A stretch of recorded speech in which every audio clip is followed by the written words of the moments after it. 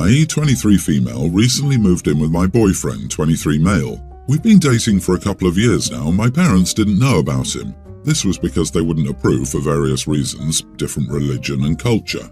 Well, they found out. Believe it or not, but my mum got suspicious and followed me, saw me with him. They gave me absolute heck and I don't think I cried that much in years. The things they said about me and my boyfriend were extremely hurtful and I decided enough was enough. My boyfriend immediately had me move in and my sister helped. It's been a couple of months now and my mom has cooled down. My dad won't talk to me, but I don't care anymore. My mom and I will have civil conversations, though she hasn't apologized yet for following me. I don't think she ever will. Anyways, none of them know my address. My sister and friends do, but my parents do not. They have absolutely no idea where I am. And while my mom claimed not to care the first month, she began asking me to give her the address so she knows I'm safe and where to look if something ever happened. The thing is, I don't want to. She promises she won't tell my dad until he cools down, but I don't believe her. I also don't want her to come over and find more things to judge my boyfriend for either. The pros just don't seem to outweigh the cons for me. My mom's really upset about this. She keeps saying that she's just trying to make sure her daughter is safe and that I don't understand how scared she is. She said that I'm being inconsiderate towards her and causing her a lot of stress. My boyfriend said that it's ultimately my choice, but he'd prefer that my dad doesn't find out, lol. My sister doesn't know what she'd do, but said that our mom is pretty stressed. I feel a little bad, but again, I don't feel it's worth it. Am I the idiot? Not the idiot, it's a trap. Of course it's a trap. This whole mess started when these people followed you and spied on you. You escaped. That's the thing your mom and dad are most upset with now. Not your safety, but that you're out of their reach. Be prepared for when they find out the address. Not if, when. Definitely a trap. If something happens, OP's sister knows where she is, so it's not like she's dropped off the face of the earth. OP, they can reach you by phone if they need to get in touch with you. As long as you respond to them in a timely manner, if only by text, there's no reason for them to claim to be worried. Your boyfriend took you in because your family is toxic. He stated that he doesn't want them to know. Please do not betray his trust by telling them. It isn't just about your safety, but his as well. Yeah, pick up the phone and tell those people that due to their inappropriate behavior and the way they treated your boyfriend, you will not be giving them your address. Tell them to self-reflect, that they owe both of you an apology, and if they can't do that, you wish them well and go no contact. They sound controlling, classist, or some form of religious stupidity, so I wonder why you would even want that. Yeah, I'm surprised that the mom and dad haven't escalated to a private investigator or AirTags or hacking her phone by this point. OP, your mom keeps saying that she wants you to be safe, but the fact that you're in a safe place is causing your parents to lose their minds. Don't give them your address. Not now, not later. You may want to even stop by your local police station preemptively to make sure your family doesn't list you as a missing person. You are an adult and can live a life they don't 100% approve of. If she can't agree with that, it means she thinks that your boyfriend may be the one who will hurt you. She thinks that your boyfriend may be the one who will hurt you. Statistically, this isn't an unreasonable thing to worry about. I understand OP's mom being a little stressed, not knowing the boyfriend. It definitely sounds like OP's parents are against the relationship for other reasons, and the fact that OP's friends and sister are on her side tells me OP isn't in any particular danger. But your argument by itself isn't a very good one. Update. Thank you all. I didn't realize how ridiculous her inconsiderate statement was till reading these comments. Now I'm getting angry again because there's no way the woman who stalked me, took pictures of me kissing my boyfriend and showed them to my dad right in front of me and laughed when my dad called me terrible names, is the same woman that claims to care about me. Moms don't do that. I wouldn't do that at least. Believe it or not, my sister's relationship with my parents is a lot worse than mine. She's been going against them since she was like 12. I was the one that always followed their rules, so I don't believe she'll crack. She's never cracked in her life when it comes to them, but they've also never found out about any of her boyfriends. Still, I might do the move to a new address thing. Thank you again for the advice. My son and his partner, both of whom are in their early 40s, were married on Friday. They decided to have a very simple courthouse wedding with only a select few close family members in attendance, followed by a backyard barbecue reception at their home with more friends and extended family invited. Leading up to their event, I had misplaced the date a couple of times as my phone calendar has been acting up and not syncing with my computer, which was the device I had used to input their wedding. Due to this, I had a few times accidentally gone to make other plans for this weekend before being corrected. Erroneously, I responded I'd forgotten about their little barbecue get-together and I would change my other plans. Again, my phone calendar has not been populating from my computer. Additionally, unlike my daughter's wedding where I was very involved, my son and his partner wanted everything to be understated and simple, and so I had no involvement in planning. They've been partners for close to 20 years at this point, and I consider them basically married for all intents and purposes. I'm finding, however, now that the event is over, my daughter has told me she didn't like the way I spoke about the wedding or reception. In particular, she didn't like that I referred to their party as a barbecue, apparently. I find that since their father and I divorced, that all the fault lies with me in my children's eyes. I wasn't aware of any offence, but my son will never tell me when he's upset and prefers to more or less ignore me half the time. I'm still not sure what social faux pas I've made with the younger crowd this time. Perhaps nothing, and my family in particular is sensitive. Of course, I will apologise to my son if he took any offence. You are the idiot. Your son was getting married and you needed a calendar to remind you of the date? Do you really not see that the problem is not merely the semantics here? You repeatedly forgot the date of their wedding. You referred to it as their little barbecue. Lord, you could have written it on a post-it on the fridge if you were having tech problems. That last paragraph screams missing reasons. She claims that since her divorce, everything she does is wrong, and she doesn't understand what faux pas she made with the young people. Mom, young and old, nobody wants one of their huge life milestones to be repeatedly called a little barbecue get-together. And I'm positive you know that, but you're too self-centered to admit you're wrong. Or you. I cannot figure out the complicated mechanics of grabbing a post-it and a pen and jotting down a totally important date of my son's wedding, so that I will definitely not forget and not book other stuff in said date, like doctor appointments about my memory, because the calendar app is failing me. Woe is me, whatever shall I do? I wonder why your son grey rocks you, OP. You sound like a lovely mother. You know it's not a little barbecue get-together, it's their wedding reception. You also don't forget the date. You honestly just sound like you're being passive-aggressive because they didn't involve you with the planning. Apologise. Do better. This whole thing smacks of resentment. Update. I will of course reach out to him, but I cannot read his mind or anticipate his reactions. In this regard, he takes after his father. He would rather be out in his workshop tinkering away than sit down and have a conversation with me. Emotions are not a strong suit of the men in my ex's family. Oh, and they absolutely could easily have afforded a nice ceremony, venue and catering, the entire thing. His partner is making decent money and my son does well for himself as well.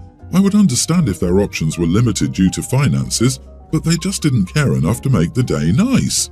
Who has a barbecue in the winter in the rain? Just silly. At least it ended up decently nice on Friday, only mild showers and sun peeking through the clouds occasionally.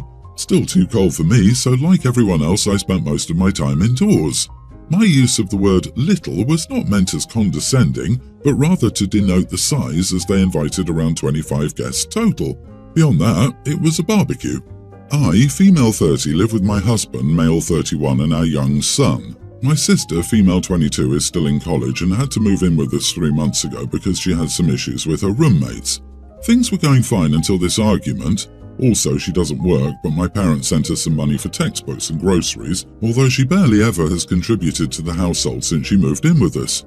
We also live in a different state from our parents and family, so I'm basically throwing her in the streets by kicking her out, which would make me a big idiot.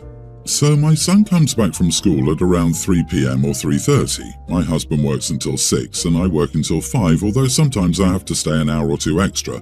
This isn't normal, maybe 3 or 4 times per month when we're behind in a project. We had a babysitter that would wait until he's back. He comes home via the school bus and would stay with him until me or my husband comes back from work. However, she recently discovered she's sick and told us that she can't continue working as she has to go through treatment. We thanked her for telling us and wish she would get better soon. I asked my sister to babysit our son until we can get a new babysitter, given that she doesn't have classes at that time. She told me she never agreed to babysit when she moved in here and that I should have told her beforehand so that she could find somewhere else to live. I told her that I knew this wasn't our agreement, but this was something exceptional since our babysitter has medical issues. It's not either of our fault and she would prefer 100 times to not be in this situation. She still told me that she can't babysit because sometimes she has to go to the library or to study with friends, and babysitting would limit her hours of studying. I got angry, maybe too angry, so I told her that we never ask anything from her.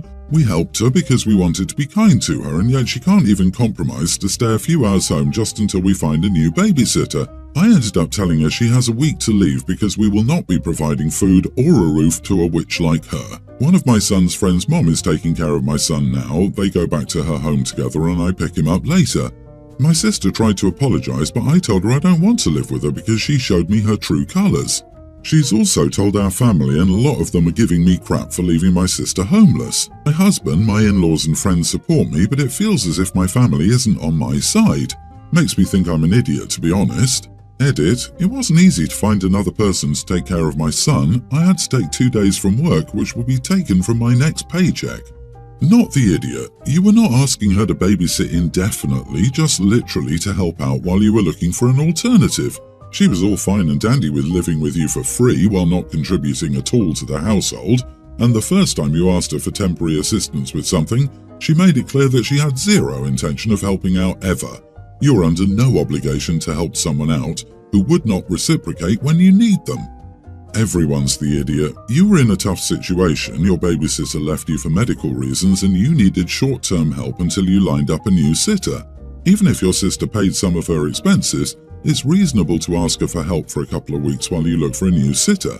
I don't think it's reasonable for your sister to refuse to help you at all, but I echo others that calling her a witch is extreme and undermines your position. Kicking sister out with a week's notice is also harsh. A month is usually standard. If I were you, I would tell your sister that her apology is accepted, but you still want her out within 30 days, and you should apologize for the name calling. This is the best answer. OP, you're angry because your sister lives the life of a child but is an adult in your house. I suggest you breathe and then have a talk with her. Ask her why you're obligated to help her but she doesn't feel the need to reciprocate when you're in need of help. What makes you a villain is the 1 week. That is hard to do. Tell your parents and other family members that you feel taken advantage of, and when they take a side, it shows who they favor in your eyes, so please stay out of it. Your sister bit the hand that fed her because your parents didn't teach her to be grateful.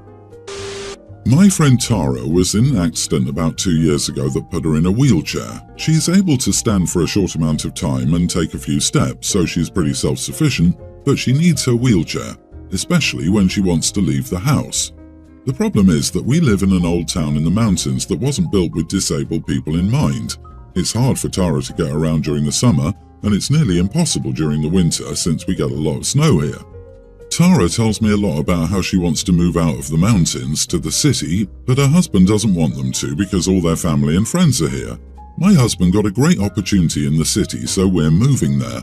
Tara seemed happy. She said that if they move there too, it'll be so good that we'll already be there and their kids would have friends there too, our kids.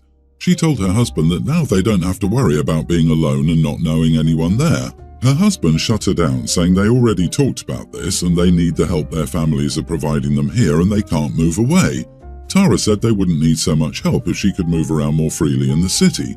I took Tara's side and the conversation went on until I started getting frustrated and told Tara's husband that he's cruel for forcing his wife to live in the mountains where her mobility is so limited. He got angry, told me I have no idea how hard it is for him even with all the help and I should mind my own business. He's right that I don't know how it is for him, but I do know how it is for Tara and that she's basically a prisoner here. She works too from home and she told me they could afford it. Am I the idiot for what I said? You are the idiot. It was a couple discussion that you should stay out of. You don't know what goes on in their lives, their marriage or their finances. It could be that they can't afford to move and he's too embarrassed to say that.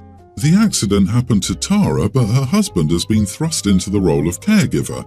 Caregivers need a support system too. Unless you feel Tara is in danger, mind your own business. How about spouses confined to wheelchairs who live in mountain communities? Do their opinions matter? As OP says, it's been very difficult to get around in a wheelchair in this mountain community in the summer and impossible in the winter. Imagine needing a wheelchair to get around a mountain where there's a foot of snow or layer of ice on the ground. She's literally housebound. No one in their right mind would want to be confined to a wheelchair in such a community. OP's friend is housebound because her husband is an inconsiderate idiot who won't move from the mountains. And he's not a caregiver. First off, he obviously doesn't care about his wife's needs. Second, his wife doesn't need a caregiver. She isn't paralyzed. She can stand for short periods of time. She can walk a few steps. Simply put, she doesn't have a caregiver because she doesn't need one. So, OP, thanks for trying to help your friend. You are not the idiot. I, 29 female, have a sister, 26. She's pregnant and recently had a baby shower. She had a registry of things she needed. I didn't buy anything off of that though. I had ordered custom-made onesies with my niece's names on it and a changing pad. I don't have much money. I have a geriatric dog who costs a lot. I thought the gift I gave was cute and meaningful and that she'd also be getting a lot of other gifts. After the baby shower, my sister pulled me aside and asked why I didn't pick up anything off her registry. I said I saw those and thought they were cute and the registry is just a suggestion. My sister got annoyed and said the registry is stuff they actually need and that I gave her useless things, then walked away. I guess she talked to my mom because my mom also said to me I should have just picked something from there because I know how my sister is and it would have helped her out. I'm now upset because I was excited about my gift and wasn't aware that the registry was so important. You are the idiot. As someone who received 3 vacuum cleaners at my bridal shower because people didn't bother to look at the registry, I also hate when people go off on their own. Showers are for people to get what they need, not what someone else thinks they should want.